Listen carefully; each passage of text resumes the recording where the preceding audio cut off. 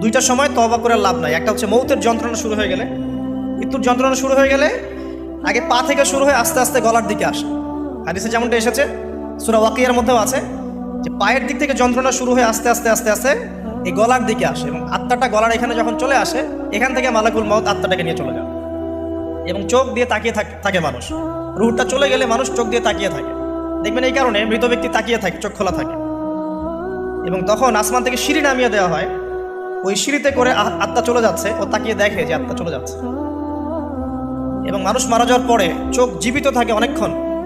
Medical science যারা পড়েছে তাদেরকে জিজ্ঞাসা করবে, মানুষ ডেড হয়ে গেলেও চোখ দেখবেন আরও কয়েক ঘন্টা, হয়তো আরও নির্দিষ্ট একটা সময় পর্যন্ত চোখটা কিন্তু জীবিত থাকে।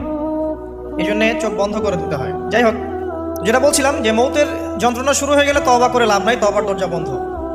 আর পশ্চিম দিক থেকে সূর্য উঠে গেলে তওবা করে লাভ নাই, তওবার দরজা